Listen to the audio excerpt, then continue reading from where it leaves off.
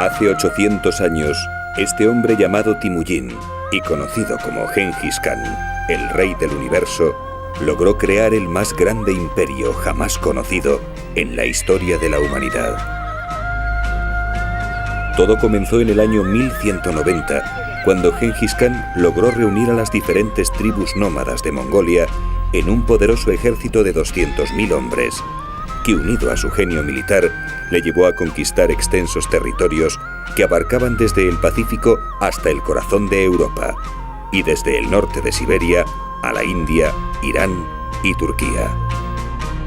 Sus ejércitos, relativamente pequeños, disciplinados, muy bien coordinados, dotados de una innovadora destreza militar y una gran movilidad, se basaron en el Touman, una formación básica de 10.000 guerreros a caballo. Las hordas mongolas vivían sobre el terreno, y su despliegue táctico consistía en ataques por sorpresa, embistiendo el flanco y la retaguardia enemiga antes de lanzar los asaltos de la caballería pesada.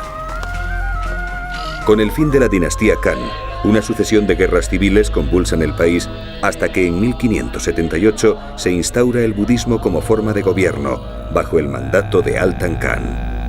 2 siglos más tarde, Mongolia pasa a estar bajo control chino hasta que en 1924, con la creación del bloque soviético, el país se convierte al comunismo, transformándose en un satélite de la URSS.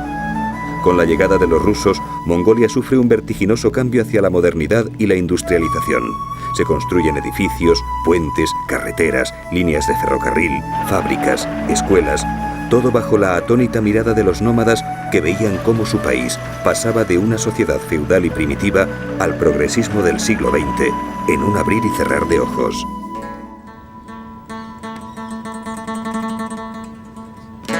Ulán Bator se convierte en la nueva y cosmopolita capital de este renovado país, diseñada según los fríos e impersonales cánones urbanísticos soviéticos, y que han logrado crear una atmósfera que hace al viajero pensar que acaba de aterrizar en una remota y perdida ciudad de Siberia. Pero con la caída del muro de Berlín y la consiguiente desintegración del bloque soviético en 1989, los rusos, al igual que llegaron, se marcharon. Y Mongolia, de la noche a la mañana, se paralizó por completo, sufriendo un colapso político y económico del que ni mucho menos se han recuperado.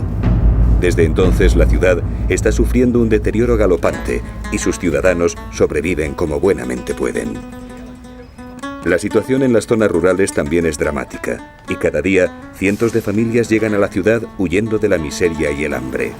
Los nuevos asentamientos que se han ido levantando en los últimos años han duplicado la superficie de Ulán Bator, y hoy en día se calcula que el 40% de sus ciudadanos siguen viviendo en los ger, las casas nómadas.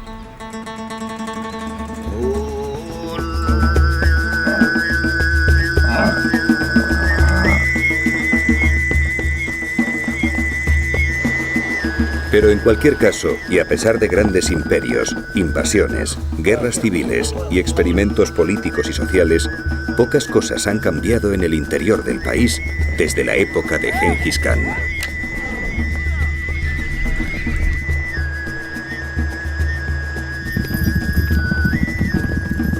En las inmensas estepas siberianas, donde los inviernos duran 10 meses, estos nómadas llevan la misma vida que hicieron sus antepasados. El caballo sigue siendo su medio de transporte, y el ganado y la caza su fuente de vida. Esta es la historia de 3 etnias que, aunque habitan en un mismo territorio, poseen una cultura y unas tradiciones singulares, pero con un denominador común. Todos son herederos de Gengis Khan.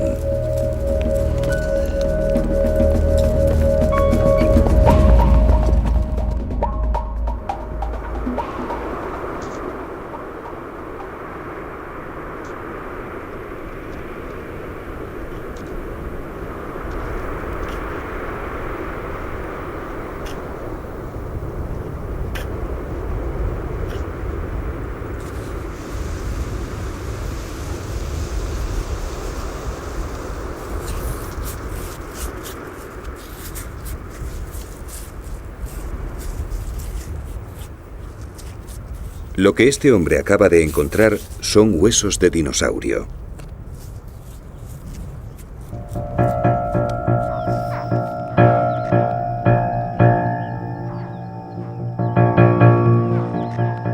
Desde que en el año 1921 el naturalista y explorador norteamericano Roy Chapman Andrews, cuya vida inspiró el personaje de Indiana Jones, descubriera los primeros huevos de dinosaurio en el Gobi, este desierto se ha convertido en un magnífico laboratorio para científicos y paleontólogos que a través de sus excavaciones han podido encontrar respuestas a muchas de sus preguntas, como por ejemplo que los dinosaurios desaparecieron del Gobi a causa de repentinas avalanchas y tormentas de arena hace al menos 60 millones de años.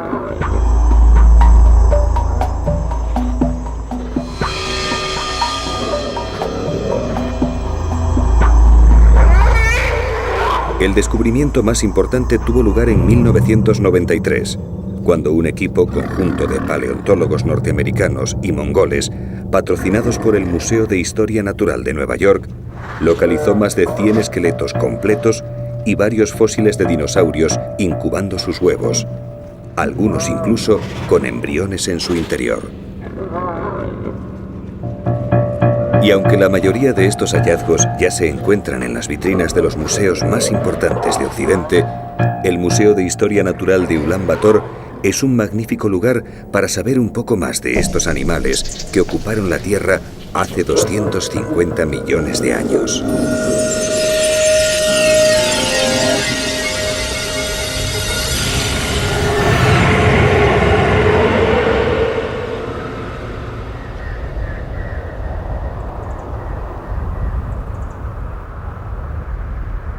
El Gobi es un desierto árido y extremo que ocupa 1/3 de la superficie de Mongolia. Atravesado por cordones de dunas continuamente azotadas por el viento, el primer europeo que lo atravesó fue el viajero italiano Marco Polo en el año 1275. Con temperaturas que en verano alcanzan los 50 grados y en invierno suelen bajar hasta los 40 grados bajo cero, la vida en el Gobi es dura y difícil. Con la llegada del verano, los nómadas del desierto cardan la lana para la fabricación de lonas de fieltro que luego utilizarán para la protección del ger durante los largos y fríos meses de invierno.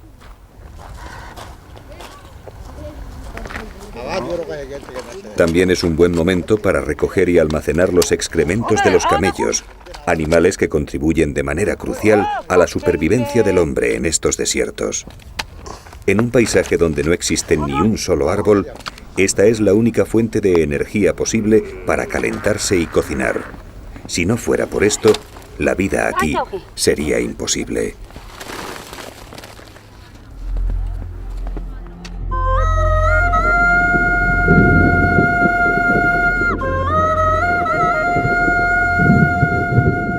Pero cada año, con las tormentas de verano, el Gobi da un respiro a sus moradores.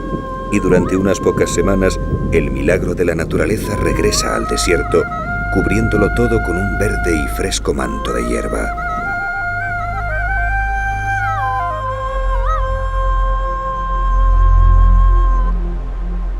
El agua vuelve a correr entre los cordones de dunas, apaciguando la sed de una tierra seca y cuarteada.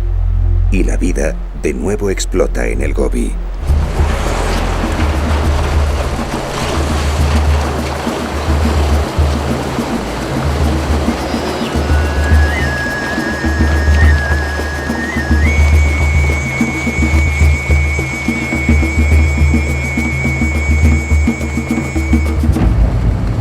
Lo que hasta hace unos días era un secarral de piedras y polvo, ahora aparece como un vergel tapizado por toda la gama de verdes que uno pueda imaginar.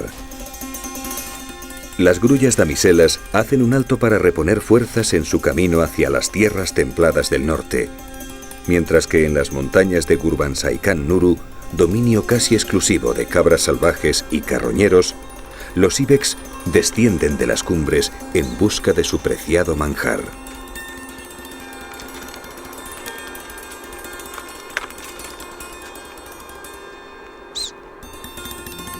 Allá donde pueda crecer un poco de hierba, ésta crecerá.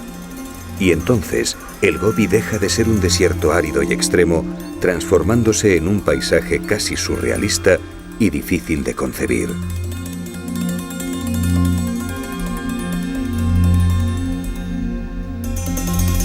Todos quieren aprovechar este regalo de la naturaleza, y mientras perdure, el desierto se va poblando de hombres y animales venidos de las altas estepas que rodean al Gobi.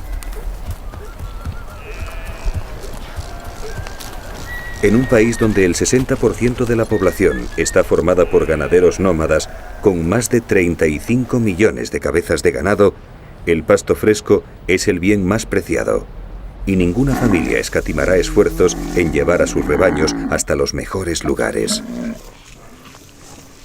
Pero aquí el rey sigue siendo el camello, el animal más valioso para los nómadas y utilizado por comerciantes y viajeros desde la antigüedad. Para estos rumiantes, ahora es la época para almacenar energía, y de esto dan buena cuenta la erección de sus jorobas, la mejor señal de que están bien alimentados. Si no trabajan, pueden pasar hasta 10 meses sin beber agua, llegando a perder más de un 25% de su peso en agua sin sufrir ninguna consecuencia, porque el agua que pierden solo es de sus tejidos y no de la sangre, por lo que el corazón no realiza esfuerzos suplementarios.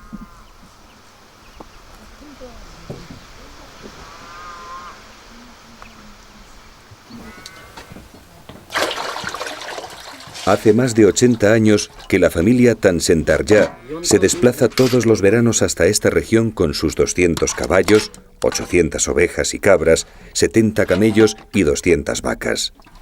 Ellos siguen siendo unos prósperos ganaderos, a pesar de que hace 2 años el terrible frío invernal les mató casi la mitad del ganado. Los Tansendarya viven en un campamento compuesto por 4 gers, una vivienda perfectamente adaptada a las necesidades de la vida nómada. Es barata, amplia, se monta y desmonta en poco tiempo, es fácil de transportar, robusta, fresca en verano y caliente en invierno. Los gers siempre se orientan hacia el sur y la puerta de entrada se pinta de vivos colores para ahuyentar a los malos espíritus. En el interior, la cocina, que hace a su vez las funciones de calefacción, se sitúa en el centro y a su alrededor las camas, el austero mobiliario y, lo más importante, el santuario budista.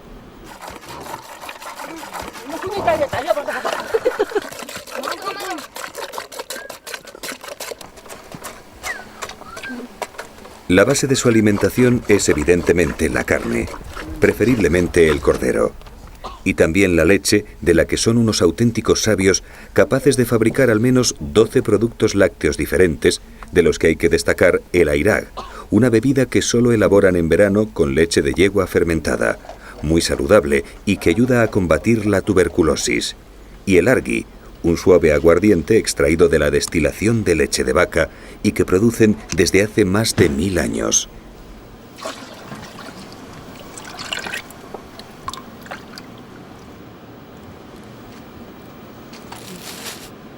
Mientras las mujeres permanecen en el interior de los gers al cuidado del hogar, los hombres se preparan para llevar a cabo una de las actividades preferidas por los ganaderos nómadas: la doma de los potros nacidos la primavera del año anterior.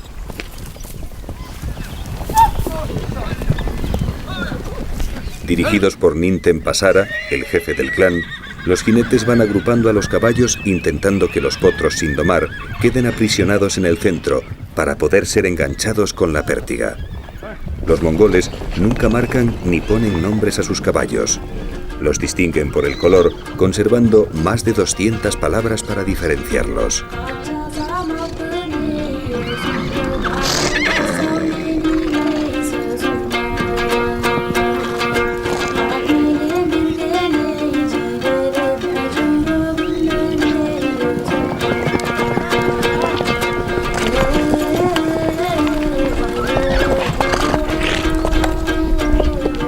Para ellos, el caballo representa mucho más que un simple animal de transporte y carga que comenzaron a domar 4000 años antes de Cristo.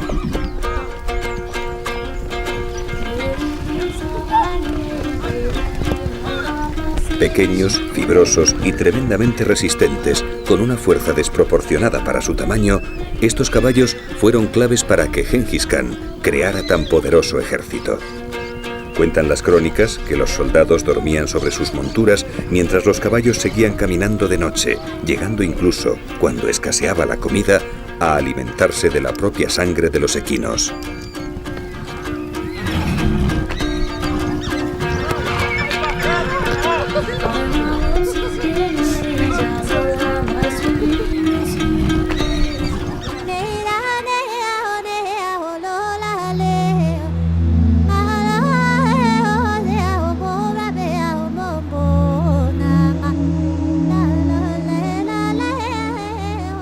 En el otro extremo del país, más allá del desierto y de las infinitas estepas, marcando ya las lindes con Siberia, aparece un mundo vertical dominado por la taiga.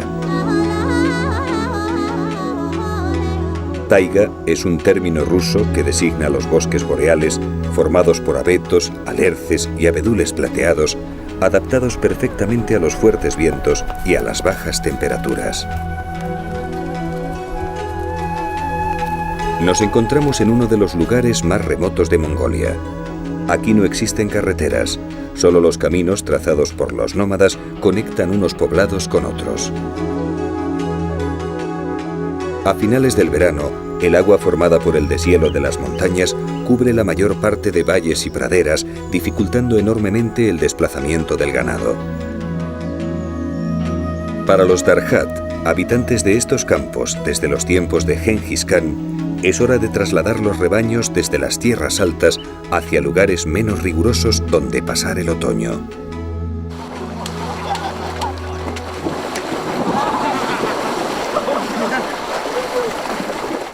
Los Darjat pueden llegar a cambiar su emplazamiento más de 15 veces a lo largo del año buscando pastos más fértiles o lugares donde no sople tanto el viento.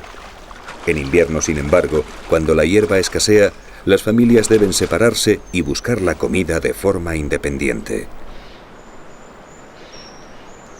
La única balsa que se mantiene en pie desde que los rusos se marcharon no da abasto para cruzar el ganado de una orilla a la otra del río Sagan Nur.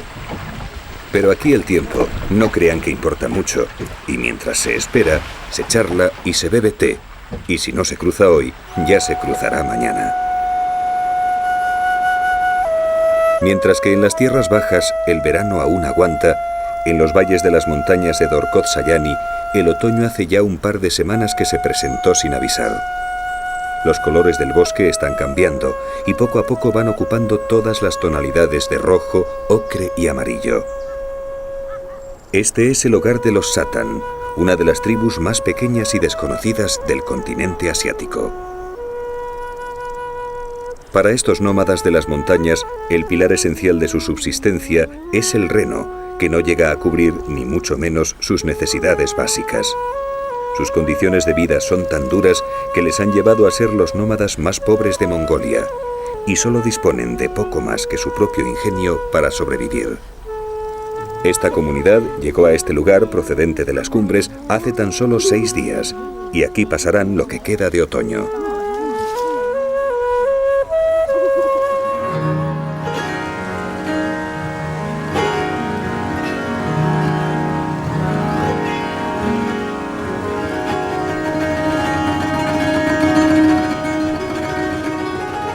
Aunque solo estemos a finales de agosto, las primeras nieves del invierno no tardan en aparecer y un manto blanco va cubriendo el bosque.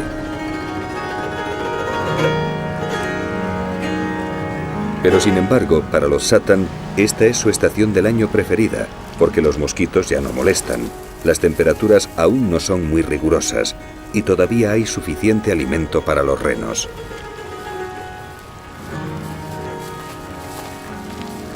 El día comienza con el ordeño de los animales. En esta época, los renos son ordeñados 2 veces al día y de su leche fabrican mantequilla, un queso llamado aarul, crema y yogur. Su alimentación se complementa con carne ahumada y frutillas silvestres.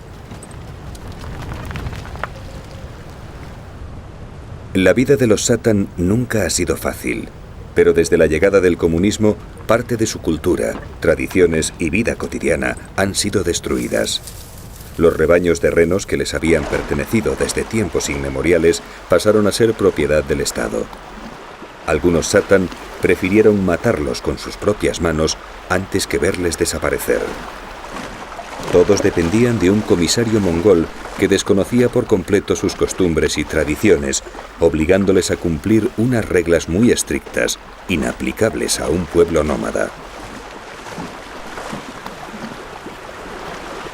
Una vez que han sido ordeñados, los renos son soltados, permaneciendo el resto del día pastando en las montañas.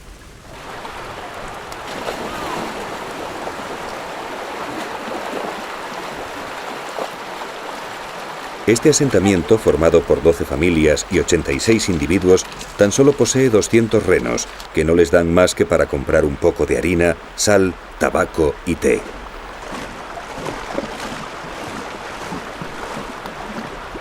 Algo que llama la atención es que casi todos los renos tienen las cuernas cortadas.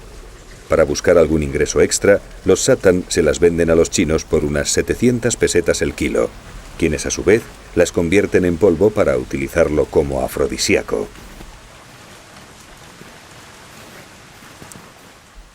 Mientras los renos pastan tranquilos en el monte, las familias permanecen en el interior de la tienda junto al reconfortante calor del fuego. Y es que el día no da para mucho más. Gombo es el jefe del clan. Nació hace 55 años en la taiga rusa, pero con 6 años sus padres cruzaron la frontera y se instalaron definitivamente en Mongolia.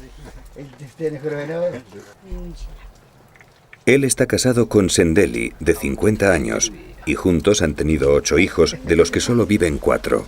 Su hija mayor acaba de tener un bebé con un Darhat, algo inusual entre los satan, pero con los tiempos que corren, ya cualquier cosa vale con tal de salir de la pobreza.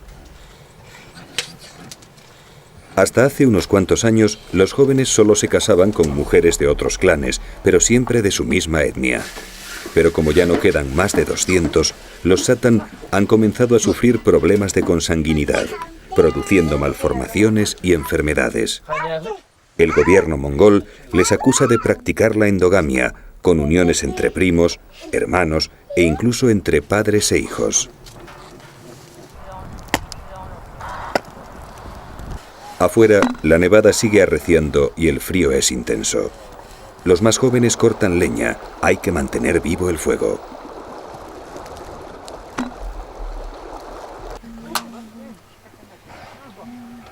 Los satan, que literalmente quiere decir el pueblo del reno, son un grupo étnico originario de la Siberia rusa, con un idioma propio, cuyo origen se encuentra en Turquía. Pero con la creación en los años 20 de la República Popular de Mongolia y la consiguiente delimitación de las fronteras, un grupo de unos 1000 satan y 6000 renos quedaron del lado mongol.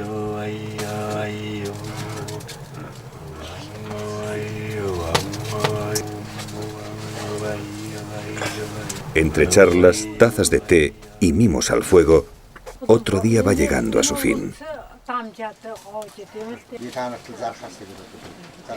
La ventisca parece que se ha calmado un poco, momento que aprovecha Dalai Bayar, el hermano menor de Gombo, para salir y avisar a los renos de que ya es hora de regresar al poblado.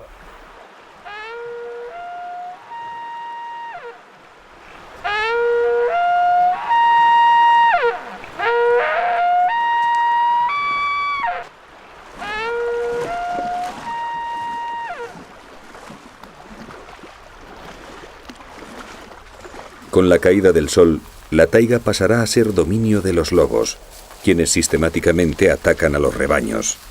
La pérdida de un animal es una auténtica catástrofe para una economía familiar, ya de por sí reducida a lo mínimo. Cada año nacen menos renos, ya que el problema de la consanguinidad también les afecta a ellos, produciendo enfermedades que transmiten a las personas.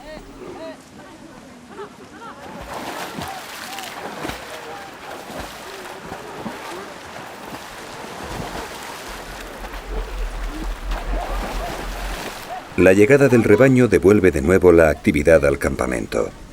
Cada familia separa sus renos de la manada para ordeñarlos y darles sal.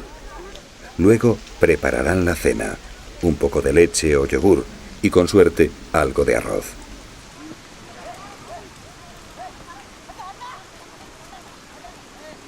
Mañana vuelta a empezar, y si el tiempo lo permite, los hombres saldrán de caza mientras que las mujeres y los niños se adentrarán en el bosque para recolectar bayas y frutas silvestres.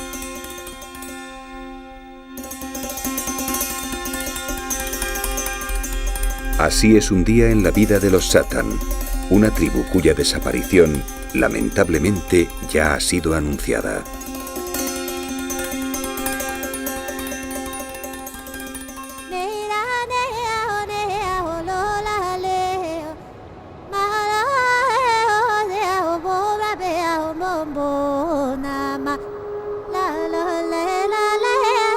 En la cordillera del Altai, el invierno ha entrado este año con especial fuerza.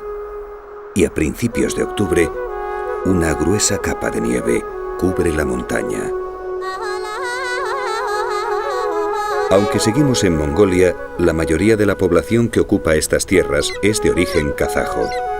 Al igual que los nómadas mongoles, ellos también viven en gers, pero estos son bastante más grandes y mucho mejor decorados.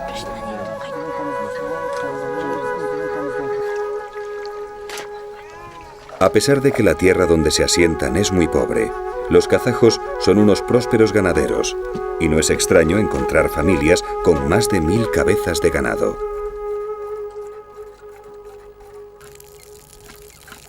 En este pequeño campamento ocupado por la familia Bulgan, las mujeres comienzan el día ordeñando los yaks. Pero sin embargo, hay algo que llama la atención, y es que no se ve a ningún hombre. ¿Dónde estarán?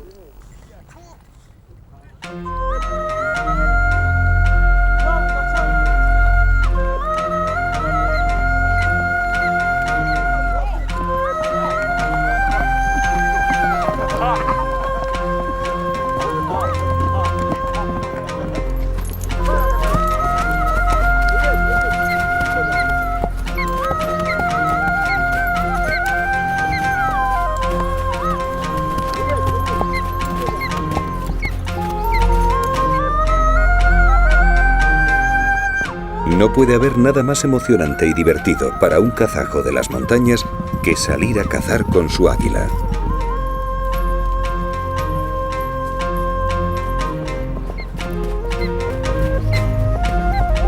La veda se acaba de abrir y para estos cetreros hoy es el primer día de cacería desde el comienzo de la primavera, momento que todos han estado esperando con impaciencia.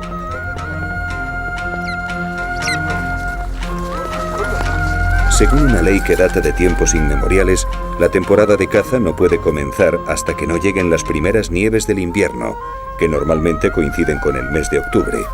Así se les da un respiro a las posibles presas para que puedan parir y criar a sus retoños durante el verano.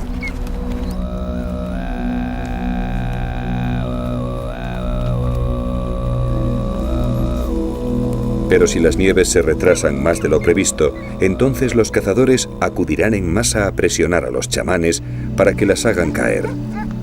Ellos no conciben la vida sin la cetrería, hasta tal punto que afirman que, cuando los kazajos llegaron al mundo, ya eran cazadores de águilas.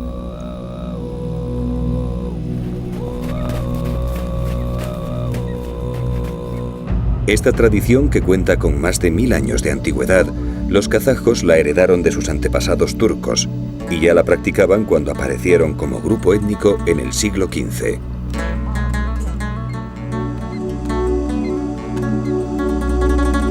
Después de 3 horas cabalgando, los 5 jinetes alcanzan la cumbre del pico Balkan Altai, que con 3.900 metros de altitud es el más alto de la zona.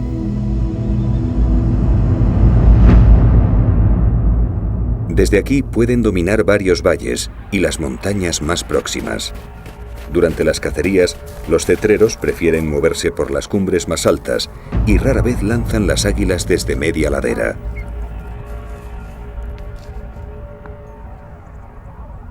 Por otro lado, los bateadores van peinando el valle tratando de levantar alguna liebre o algún zorro. Pero el Altai también es una tierra poblada por los lobos, un animal muy temido entre los kazajos debido a los continuos estragos que causan en el ganado. Si un lobo aparece, los cetreros lanzarán las águilas al unísono, aun a sabiendas de que alguna puede sufrir heridas graves o incluso la muerte.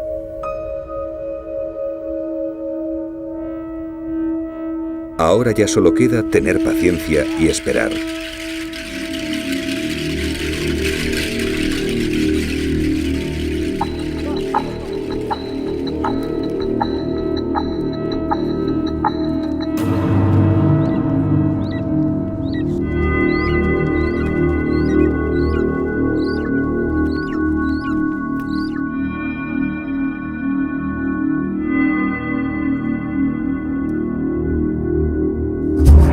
Una zorra ha abandonado su guarida asustada por los gritos de los rastreadores.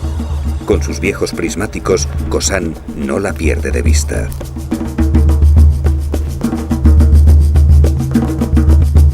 Mientras tanto, Altai Khan le ha quitado el tomagá, la caperuza, a su águila, y ésta comienza a escrutar el horizonte. La zorrilla sigue huyendo desesperadamente hacia ninguna parte, buscando algún refugio para ponerse a salvo.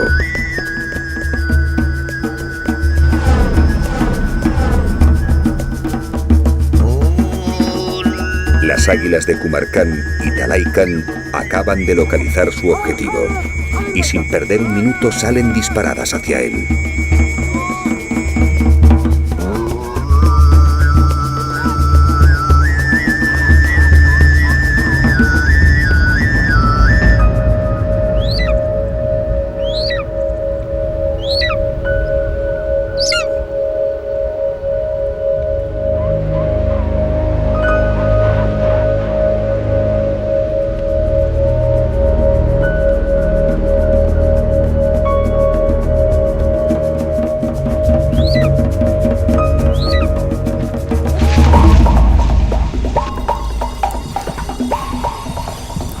El águila de Talai Khan ha sido la primera en dar caza al zorro. Talai Khan se lanza al galope montaña abajo con la esperanza de alcanzarla antes de que dañe el preciado pelaje de la presa o que ésta, al luchar por su vida, la hiera. Pero milagrosamente la zorra ha logrado zafarse de las garras de su predador y, malherida, consigue ponerse a salvo, aunque por poco tiempo.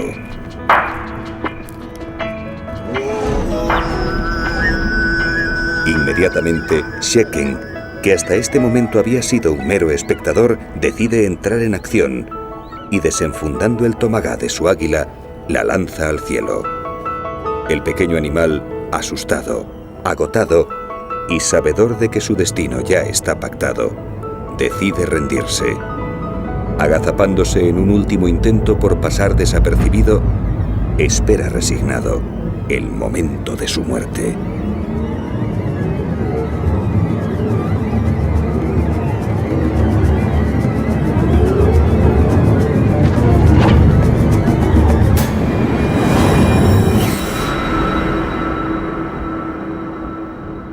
Tras inmovilizar sus patas traseras, el águila ataca la cabeza del zorro, paralizándolo con la punta de sus garras, que ejercen una presión de cientos de kilos por centímetro cuadrado. Cuando Talai Khan logra llegar hasta donde están las águilas, el zorro ya está muerto. Ahora deberá separarlo de sus garras, tarea por otro lado nada fácil. Los cetreros siempre utilizan para cazar águilas reales hembras, a las que consideran mucho más agresivas que los machos. Con una envergadura de 2 metros y un peso de 7 kilos, dos de sus grandes cualidades a la hora de cazar son la velocidad que pueden alcanzar cuando se lanzan en picado, 160 kilómetros por hora, y la extraordinaria visión que poseen, tal vez 8 veces más aguda que la humana.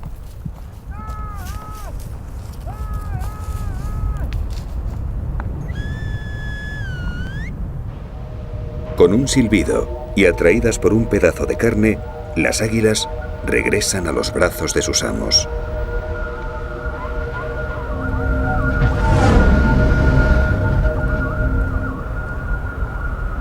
Talai Khan comenzó a aprender el noble arte de la cetrería cuando tan solo tenía 6 años, y en su familia siempre ha habido una gran tradición. Kumar Khan, su padre, es uno de los cazadores más respetados de la región. Y para cualquier familia, poseer un miembro cetrero es un signo de prestigio y de bienestar. Solo los que poseen mucho ganado se pueden permitir el lujo de criar y entrenar águilas, antaño un deporte practicado en Asia Central solo por la élite.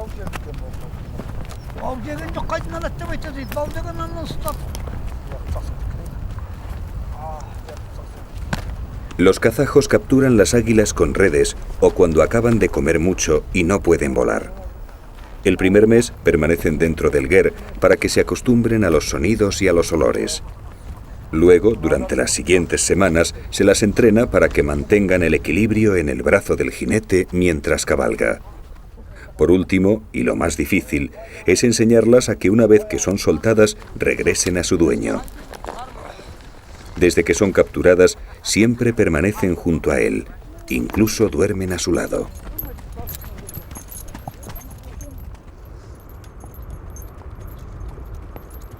A mediados de octubre y en estas latitudes, los días son cada vez más cortos, y aunque solo son las 2 de la tarde, ya es hora de regresar al campamento.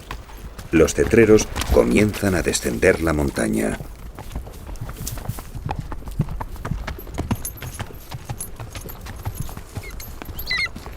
El sol baja con rapidez y los suaves colores del crepúsculo poco a poco van envolviendo las cumbres del Altai.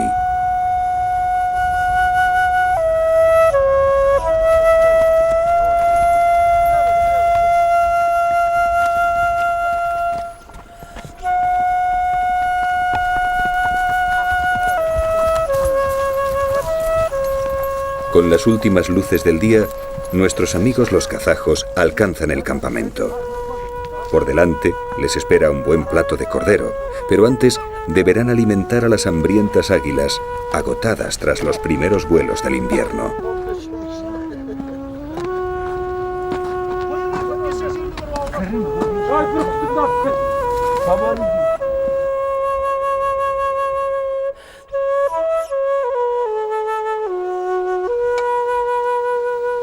Kumar Khan, el maestro cetrero, le da de comer hígado de vaca en una escudilla de madera para que el águila no se dañe el pico. Cada una de estas rapaces puede llegar a consumir 2 vacas en un solo año.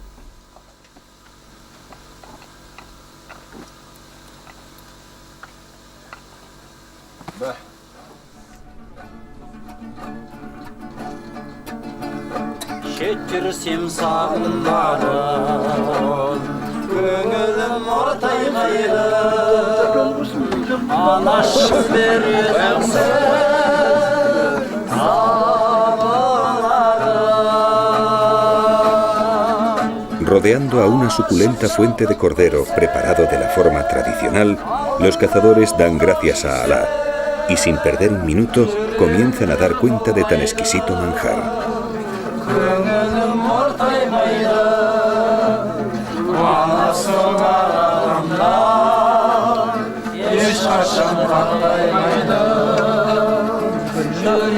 Pero hoy no es una noche cualquiera, y no solo porque estén celebrando el inicio de la temporada de caza.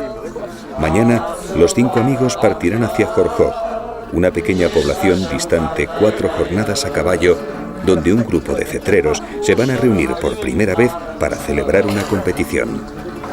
El resto de la familia recogerá el campamento y se trasladará a su lugar de invierno.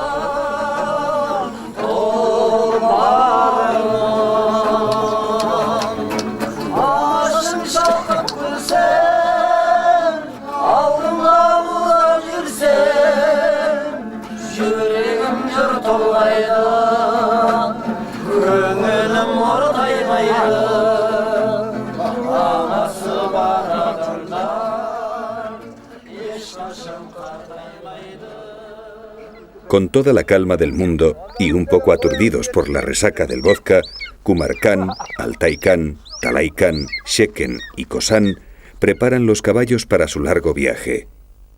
Mientras tanto, las mujeres y los niños, en poco menos de media hora, desmontan los gers.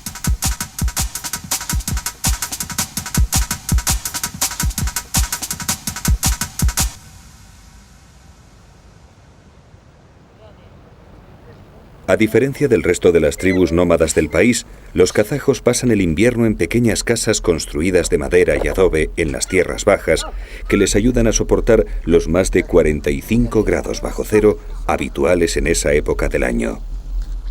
Ellos son nómadas estacionarios, es decir, solo hacen 4 migraciones que coinciden con las estaciones del año.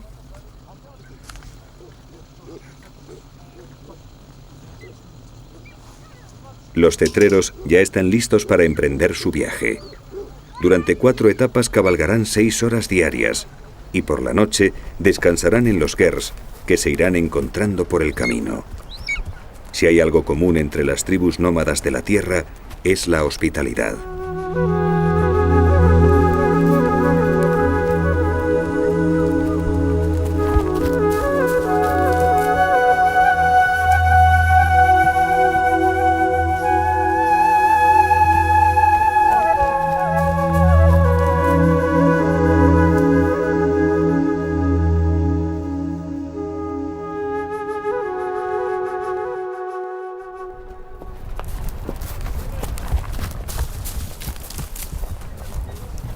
De los 400 kazajos que se calcula que siguen practicando la cetrería en esta región, 62 de ellos han decidido apuntarse a la competición. Algunos venidos desde tan lejos que han tenido que recorrer más de 300 kilómetros. Pero la ocasión merecía la pena.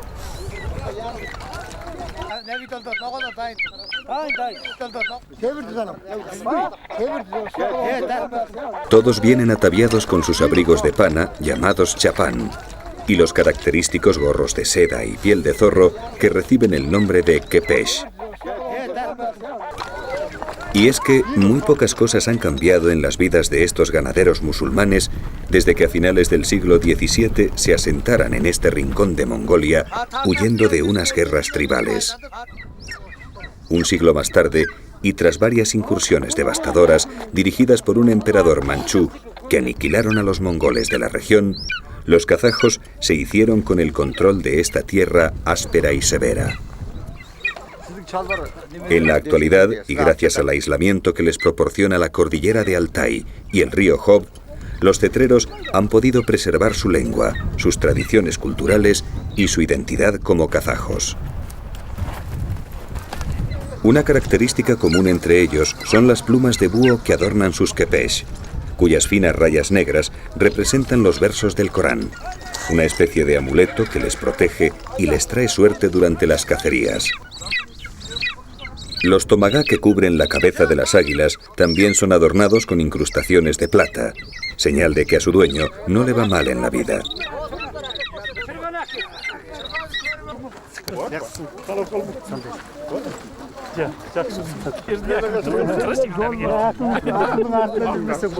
En una región tan grande como Andalucía y con tan solo 90.000 habitantes, las oportunidades de hacer vida social son bastante escasas.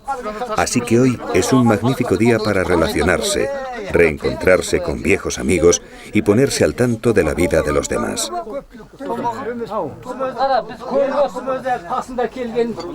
El ambiente en el interior de los gers es de lo más animado.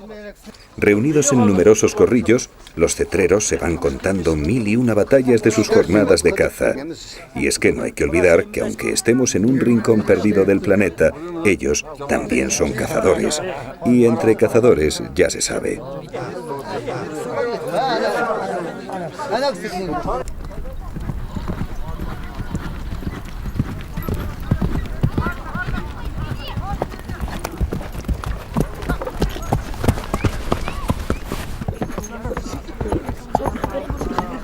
Con tanta gente, también es una buena oportunidad para practicar el kuk-ber, un juego muy popular en Asia Central y que los kazajos llevan jugando desde tiempos inmemoriales.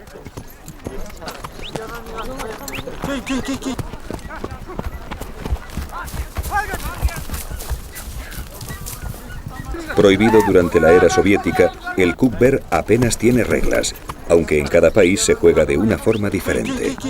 Los kazajos compiten por parejas y todo consiste en arrebatarse un pellejo de oveja o de cabra.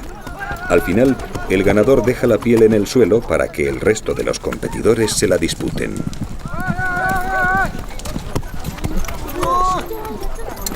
El kuk-ber se suele jugar durante las bodas. Al final del convite, cuando la gente está bien cargada de vodka, el padre del novio lanza un pellejo al suelo y aquel que logre llevarlo hasta el ger de los padres de la novia recibirá un yak como premio. La dificultad no está únicamente en luchar contra los otros invitados, sino que muchas veces la casa de la novia está tan lejos que el juego se puede prolongar durante varias horas. Pero es que un yak merece la pena.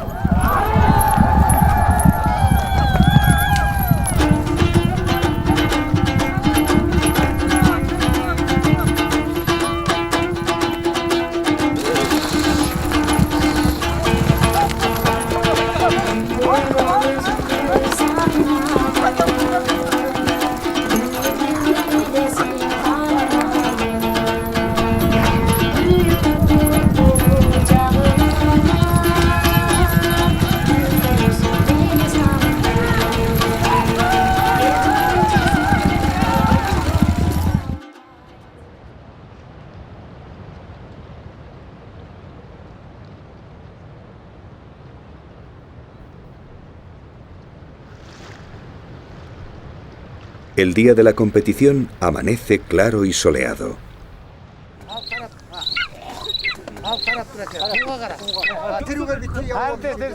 Desde las primeras luces de la mañana, los participantes han ido tomando posiciones en lo alto de una colina. En el ambiente se respira cierto nerviosismo, y no solo porque es la primera vez que tantos cetreros se reúnen para medir sus habilidades, sino también porque ayer en el interior de los Gers se hicieron fuertes apuestas, y más de uno puso el listón demasiado alto.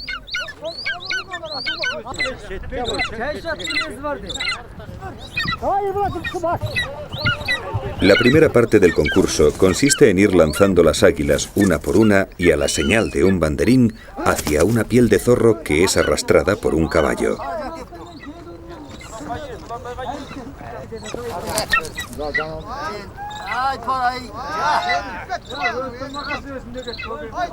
Las 5 rapaces que menos tiempo invierten en alcanzar su objetivo pasarán a la final, donde el blanco esta vez será un zorro vivo.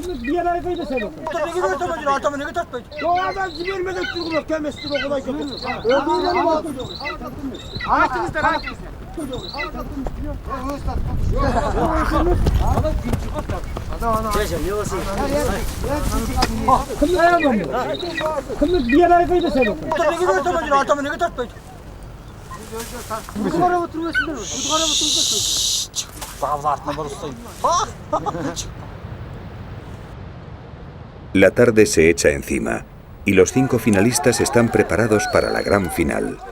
Kumar Khan, el maestro cetrero, es uno de ellos.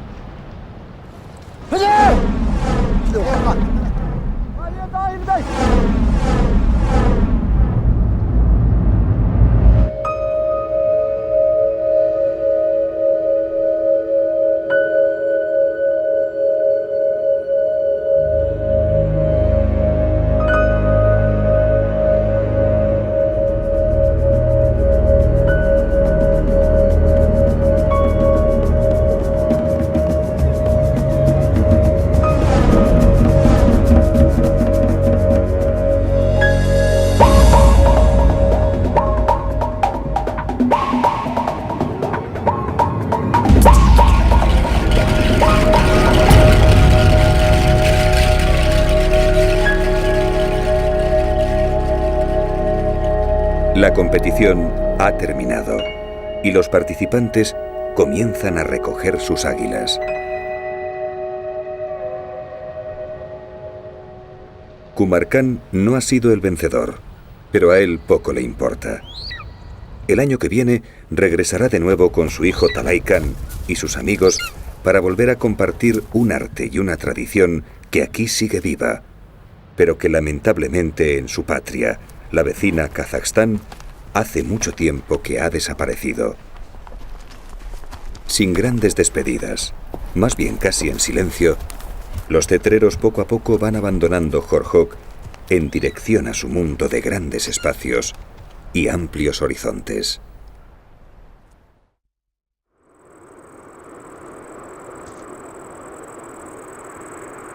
En el desierto del Gobi, a mediados de octubre, la hierba se está secando. Para el clan de los Tansendarya ha llegado el momento de recoger el campamento y marchar hacia tierras menos rigurosas donde pasar el invierno.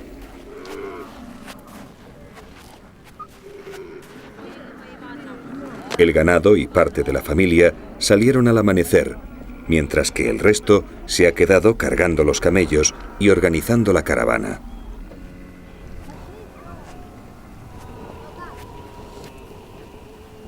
Durante 8 días caminarán en dirección noroeste hacia los límites del desierto. Luego, a principios de la primavera, subirán a las tierras altas de la estepa, para más tarde regresar de nuevo al Gobi. Así lo hacían sus antepasados, así lo hacen ellos, y así lo harán sus hijos. Esta ha sido la historia de 3 grupos étnicos que viven en un mundo en continuo movimiento y que luchan por conservar su más preciado tesoro, su identidad, que poco a poco está siendo eliminada por una sociedad que se dirige irremediablemente y a una velocidad de vértigo hacia la globalización.